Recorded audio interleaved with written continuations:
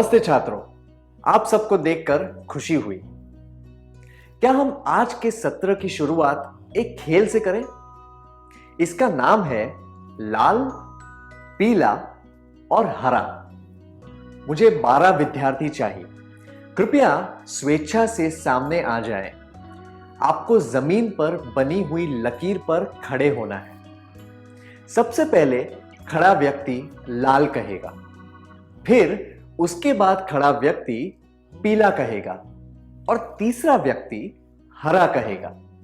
फिर चौथा व्यक्ति लाल बोलकर इस कड़ी को फिर से शुरू करेगा।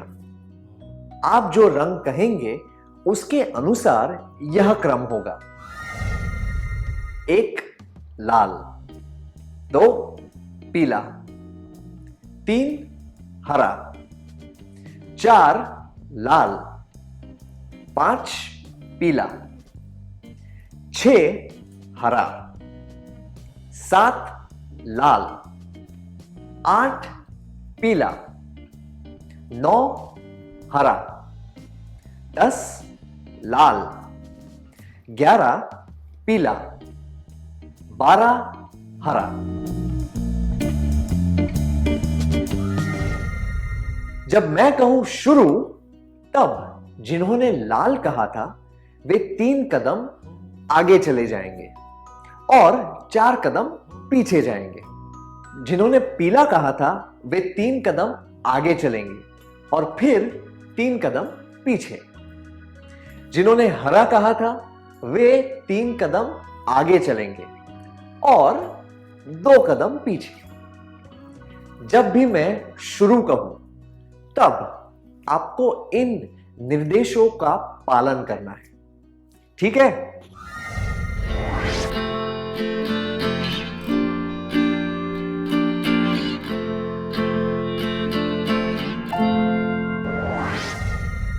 क्या आपको खेल पसंद आया? पहले तो आप एक ही लकीर में खड़े थे, पर अंत में आप 3 अलग अलग जगहों पर थे, एक के पीछे एक, है ना? लाल रंग वाले पीछे थे, पीले रंग वाले उसी जगह थे और हरे रंग वाले अपने स्थान से आगे थे। क्या अब हम इस खेल की तुलना अपनी आमदनी और खर्चे से करें? शुरुआत की लकीर हमारी मूल स्थिति दर्शाती है, आगे बढ़ना हमारी आमदनी दर्शाती है और पीछे जाना हमारे खर्चे दर्शाता है। लाल 3 इकाई कमाते हैं पर 4 इकाई खर्च करते हैं, इसीलिए वे पीछे चले गए क्योंकि उनके खर्चे आमदनी से ज्यादा है। पीले 3 इकाई कमाते हैं और 3 खर्चे करते हैं, इसीलिए वे उसी जगह रहते हैं। वे उन लोगों को दर्शाते हैं जो अपनी सारी कमाई खर्च कर देते हैं। हरे 3 इकाई कमाते हैं और केवल 2 इकाई खर्च करते हैं और कमाई का एक भाग बचाते हैं, इसीलिए उन्होंने जहां से शुरू किया था वहां से आगे हैं। अब आपके लिए एक प्रश्न है। कल्पना कीजिए कि 3 मेंढक एक कांच के गहरे बर्तन में गिर गए हैं और बाहर निकलने की कोशिश कर रहे हैं। एक मेंढक का बर्ताव लाल रंग वाले की तरह है, यानी कि अगर वह 3 कदम आगे आते हैं तो एक 4 कदम पीछे जाता है। दूसरे का बर्ताव पीले रंग वाले जैसा है और तीसरे का बर्ताव हरे रंग वाले की तरह है। इनमें से कौन सा मेंढक जल्दी बाहर निकल जाएगा?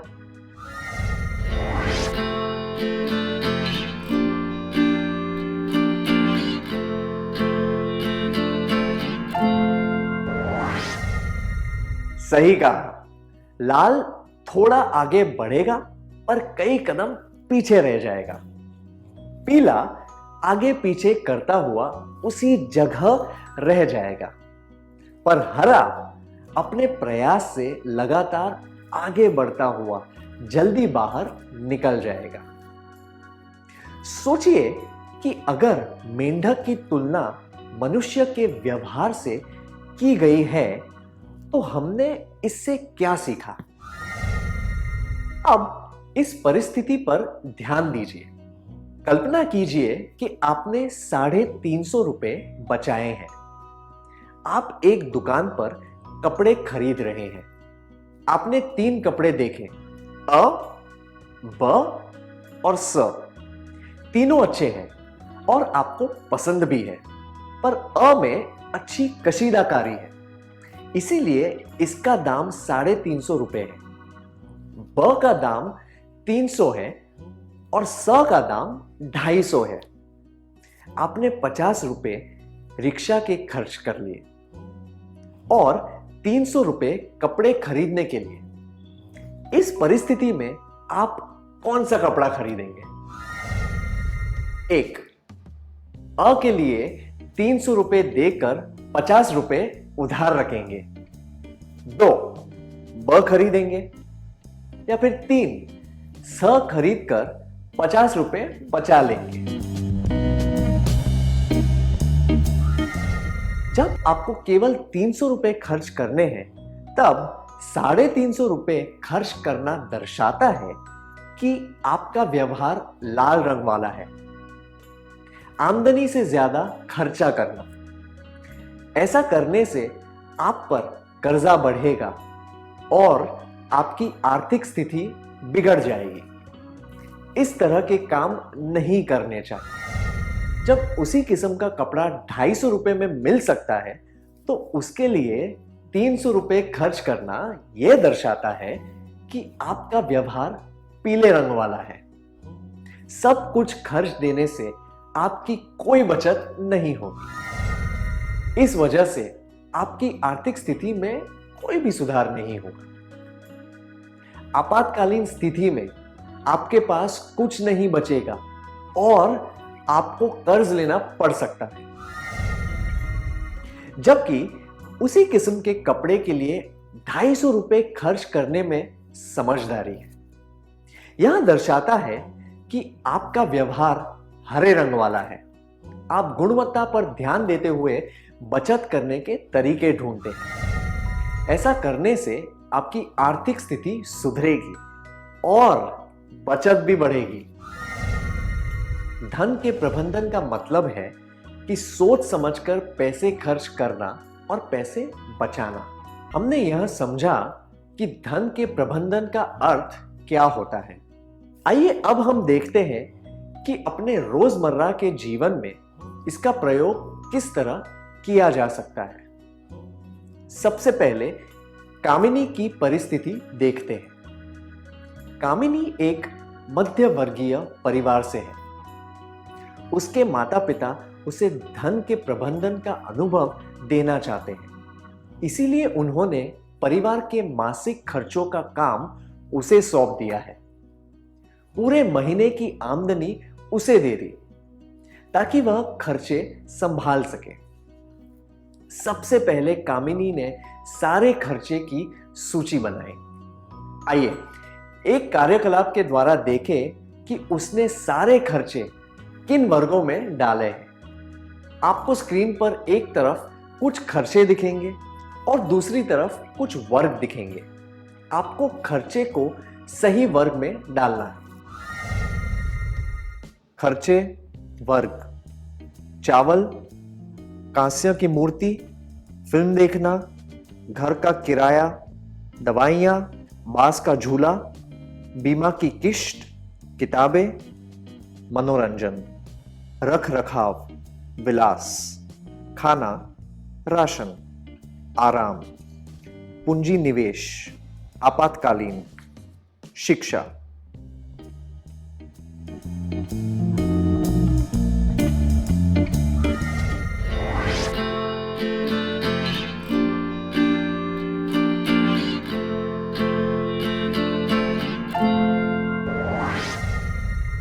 बहुत अच्छी तरीके से किया आपने, धन्यवाद। क्या हम सही जवाब देख लें? खर्चे वर्ग: चावल, खाना, राशन, कांस्य की मूर्ति, विलास, फिल्म देखना, मनोरंजन, घर का किराया, रख रखाव, दवाइयां, आपातकालीन, बांस का झूला, आराम, बीमा की किश्त, पूंजी निवेश, किताबें, शिक्षा। यह घर के खर्चे का एक नमूना है। घर की आमदनी, स्वास्थ्य, रहने का ढंग और अन्य परिस्थितियों के आधार पर यह बदल सकता है।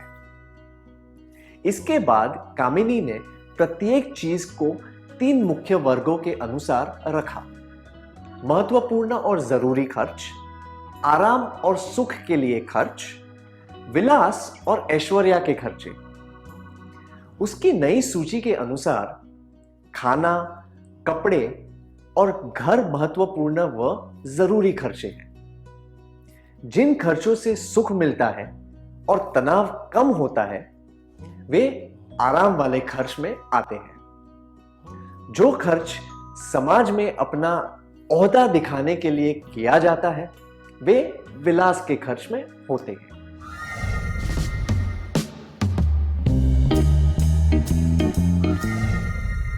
अब आपको स्क्रीन पर कुछ खर्चे दिखाए जाएंगे।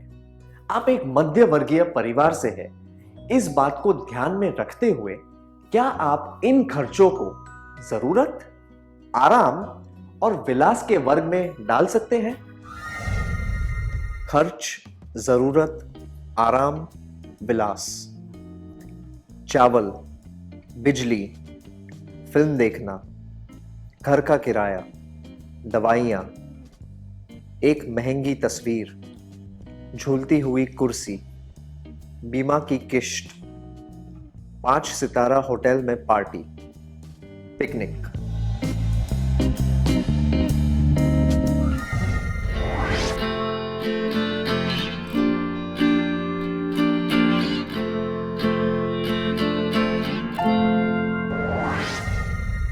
आपने बहुत अच्छी तरह किया, धन्यवाद। क्या अब हम देखें कि खर्चे को किन किन वर्गों में डाला गया है? खर्च, जरूरत, आराम, विलास। चावल, जरूरत, बिजली, जरूरत, फिल्म देखना, आराम, घर का किराया, जरूरत, दवाइयां, जरूरत, एक महंगी तस्वीर, विलास, झूलती हुई कुर्सी, आराम, बीमा की किश्त, जरूरत, 5 सितारा होटल में पार्टी, विलास, पिकनिक, आराम। कामिनी ने घर के खर्चे को अपने परिवार की आमदनी के अनुसार वर्गों में डाला। जैसे कि मैंने पहले बताया था, ये वर्ग हर परिवार की आमदनी के अनुसार अलग होंगे।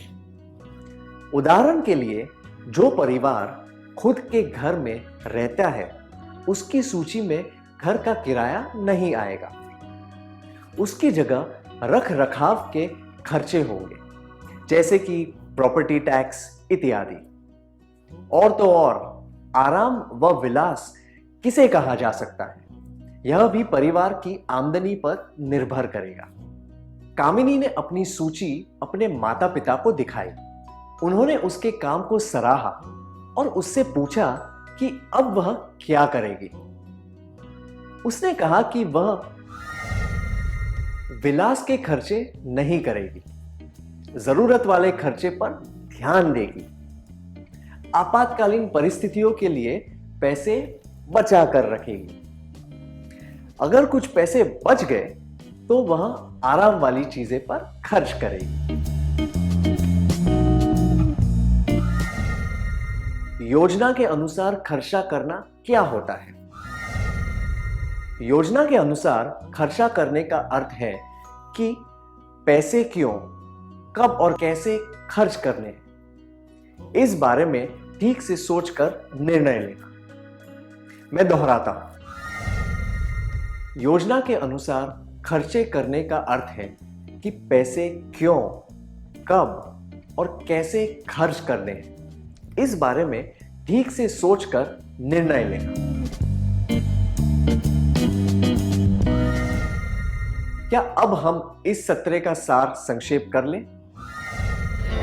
अपनी आमदनी से ज्यादा खर्चा करने से आर्थिक स्थिति खराब होती है। अपनी आमदनी के सारे पैसे खर्च करने से हम उन्हीं परिस्थितियों में अटक जाते हैं। अपनी आमदनी को सोच समझकर खर्च करने से हमारी उन्नति होती है। धन के प्रबंधन का मतलब है सोच समझकर पैसे खर्च करना और पैसे बचाना।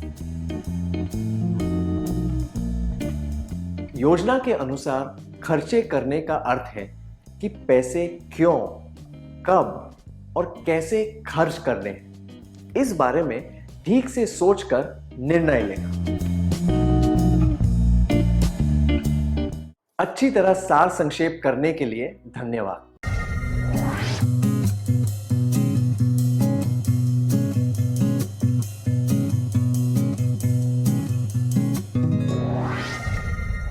आइए अब योजना के अनुसार खर्च करने के और पहलू देखते हैं। सबसे पहले मदन के बारे में जानते हैं। मदन एक छात्रावास में रहता है।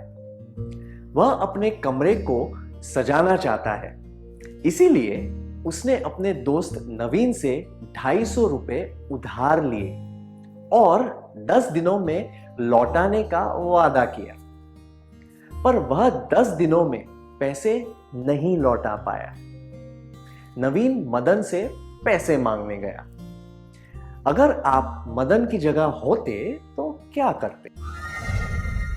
नवीन से मिलना जुलना छोड़ देते, उसे यह वादा करते कि आप 2 दिनों में पैसे लौटा देंगे, नवीन से माफी मांगते। अगर मदन अपने वादे के अनुसार पैसे नहीं लौटाएगा तो उनके रिश्ते में दरार आ जाएगी। मदन नवीन से मिलना बंद कर देगा तो दरार और बढ़ जाएगी। झूठे वादे करने से भी रिश्ते और बिगड़ेंगे और नवीन मदन पर भरोसा नहीं कर पाएगा। केवल माफी मांगने से मदन का आदर और आत्मसम्मान कम हो जाएगा। हमने इससे क्या सीखा? कर्ज लेने के नकारात्मक परिणाम, रिश्तों में दरार, आत्मसम्मान और आदर में कमी। योजना के अनुसार खर्च करने का एक महत्वपूर्ण पहलू है कर्ज न लेना। योजना के अनुसार खर्च करने का अर्थ है कर्ज ना लेना। अब एक कहानी से जुड़ी हुई गणित की समस्या देखेंगे। एक महान कवि था जिसने अपनी कविता एक राजा के दरबार में सुनाई। कविता से बहुत खुश होकर राजा ने उस कवि को मुंह मांगा इनाम देने का वादा किया। कवि ने तुरंत एक शतरंज की तरफ इशारा करते हुए एक वर्ग में एक दाना चावल रखने को कहा। राजा ने वह कर दिया। उसने कहा कि अगले वर्ग में उसके दुगने चावल रखे जाएं। राजा ने अगले वर्ग में 2 दाने रख दिए। फिर उसने कहा कि इस तरह हर अगले वर्ग में पिछले वर्ग के मुकाबले दुगने चावल रखे जाएं। राजा उसकी यह सरल सी इच्छा सुनकर आश्चर्य में पड़ गया, पर राजा ने उसकी मांग स्वीकार कर ली। क्या आप बता सकते हैं कि 64वें वर्ग में कितने चावल रखे गए थे?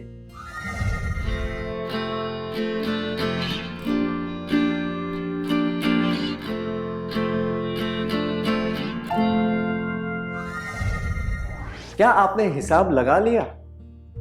आप नहीं लगा पाए, है ना? क्या हम कंप्यूटर की मदद से इसका हिसाब लगाएं?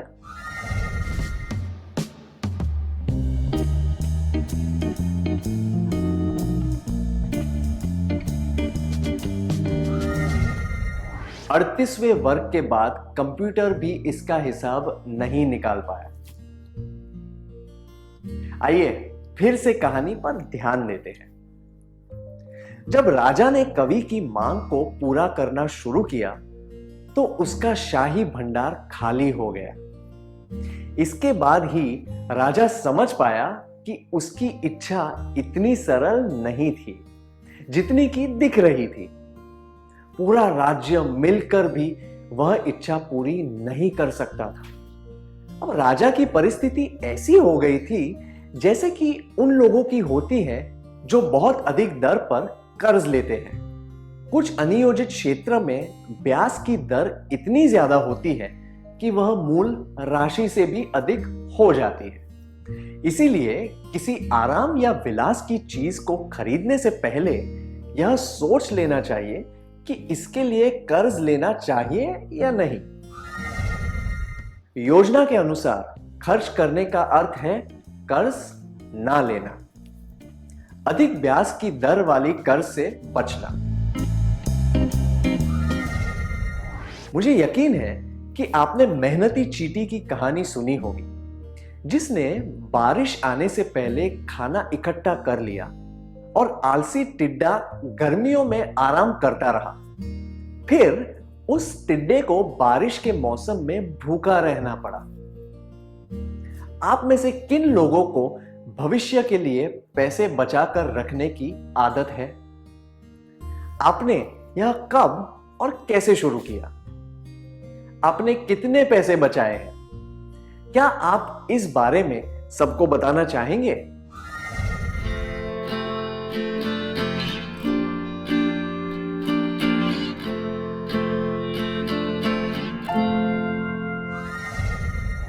अपने अनुभव बताने के लिए धन्यवाद। जेब खर्च से कुछ पैसे रोज बचाए जा सकते हैं और उन पैसों से आप अपनी पसंद की चीज खरीद सकते हैं। आप बैंक या पोस्ट ऑफिस में एक बचत खाता खोल सकते हैं। उन बचे हुए पैसों का आप उचित समय पर सही इस्तेमाल कर सकते हैं। आवर्ती बचत खाता भी एक विकल्प है। हर महीने आप एक निश्चित राशि जमा कर सकते हैं और एक निश्चित समय के बाद आपको वह राशि ब्याज के साथ वापस मिलती है। इस तरीके से आप भविष्य में आने वाले किसी खर्चे के लिए उन पैसों को काम में ले सकते हैं। उदाहरण के लिए, आवर्ती खाते के पैसे से आप उच्च शिक्षा या घर की मरम्मत, रंगाई इत्यादि इसके लिए पैसे बचा सकते हैं। हमेशा ऐसे बैंक में पैसे डालने चाहिए जो जाना पहचाना और विश्वसनीय हो। योजना के अनुसार खर्च करने का अर्थ है कर्ज ना लेना, अधिक ब्याज की दर वाली कर्ज से बचना, बचत की आदत डालना। आइए अब विनीता के बारे में जानते हैं। विनीता की चचेरी बहन की शादी होने वाली है। विनीता उसे एक घड़ी देना चाहती है। वह एक घड़ी की दुकान पर गई जहां से उसने पहले भी 2 दीवार घड़ियां खरीदी थी। घड़ी खरीदने के बाद उसकी नजर एक मेज घड़ी पर गई जिसकी डिजाइन बहुत सुंदर थी और उसकी धुन भी बहुत प्यारी थी। दुकानदार ने विनीता को उस घड़ी की खूबियां बताई। विनीता को बहुत मन हो रहा था कि वह घड़ी खरीद ले। जब आप बाजार में कुछ खरीदने गए हैं तब उसके अलावा और कई सामान खरीदने का लोभ अनुचित होता है। हम बिना सोचे समझे ऐसी खरीदारी कर लेते हैं। इसे कहते हैं आवेगपूर्ण खरीदारी। अगर हम योजना के अनुसार खर्च करने में विश्वास रखते हैं तो हमें इस तरह की खरीदारी नहीं करनी चाहिए। किसी चीज की सजावट या उसके विज्ञापन से आकर्षित होकर कुछ खरीदना आवेगपूर्ण खरीदारी होती है। हम आवेगपूर्ण खरीदारी तब करते हैं जब हम पर दोस्तों का नकारात्मक दबाव होता है और हम उनके सामने दिखावा करना चाहते हैं। हमें इस तरह की खरीदारी नहीं करनी चाहिए, क्योंकि यह खर्च योजना के अनुसार नहीं होता और इससे हमारी बचत में कमी हो सकती है। हम महत्वपूर्ण कामों के लिए बचत करते हैं, इसीलिए बचत के पैसों को बर्बाद नहीं करना चाहिए। किसी चीज के विज्ञापन से प्रभावित होकर खरीदारी करने से पहले यह सोचना चाहिए कि हमें उस चीज की कितनी जरूरत है और वह वस्तु पैसे खर्च करने लायक है या नहीं। अगर हमें इनमें से किसी भी बात पर शंका हो तो वो चीज नहीं खरीदनी चाहिए। योजना के अनुसार खर्च करने का एक और पहलू है आवेगपूर्ण खर्चा न करना। योजना के अनुसार खर्च करने का अर्थ है कर्ज ना लेना, अधिक ब्याज की दर वाली कर्ज से बचना, बचत की आदत डालना, आवेगपूर्ण खर्चा न करना। अब एक कार्यकलाप करेंगे। क्या आपने कभी कोई आवेगपूर्ण खर्चा किया है? उदाहरण के लिए एक दुकान पर कपड़े खरीदने के बाद आपने एक कुर्ता देखा जो आपको बहुत पसंद आया और आपने वह खरीद लिया। यह कोई कपड़ा या खिलौना या कुछ और हो सकता है। क्या आप इसके बारे में सबको बताना चाहते हैं?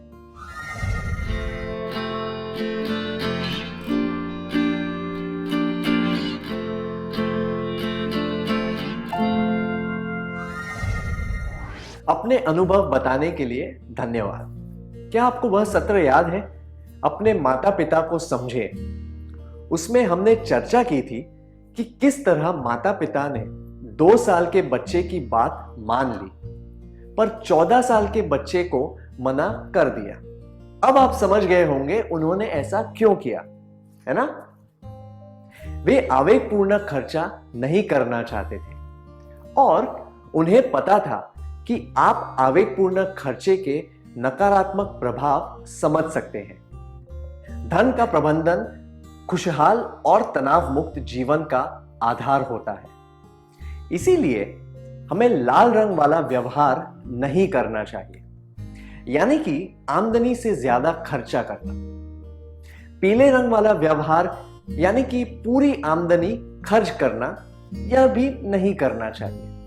हमें हरे रंग वाला व्यवहार अपनाना चाहिए, यानी कि आमदनी से कम खर्च करना और भविष्य के लिए बचाना। आप सबको शुभकामनाएं। क्या अब हम आज के सत्र का सार संक्षेप कर लें? अपनी आमदनी से ज्यादा खर्चा करने से आर्थिक स्थिति खराब होती है। अपनी आमदनी के सारे पैसे खर्च करने से हम उन्हीं परिस्थितियों में अटक जाते हैं। अपनी आमदनी को सोच समझकर खर्च करने से हमारी उन्नति होती है। धन के प्रबंधन का मतलब है सोच समझकर पैसे खर्च करना और पैसे बचाना। योजना के अनुसार खर्चे करने का अर्थ है कि पैसे क्यों, कब और कैसे खर्च करने हैं, इस बारे में ठीक से सोचकर निर्णय लेना। कर्ज लेने के नकारात्मक परिणाम: रिश्तों में दरार, आत्मसम्मान और आदर में कमी। योजना के अनुसार खर्च करने का अर्थ है कर्ज ना लेना, अधिक ब्याज की दर वाली कर्ज से बचना, बचत की आदत डालना, आवेगपूर्ण खर्चा न करना। इतनी अच्छी तरह सार संक्षेप करने के लिए धन्यवाद।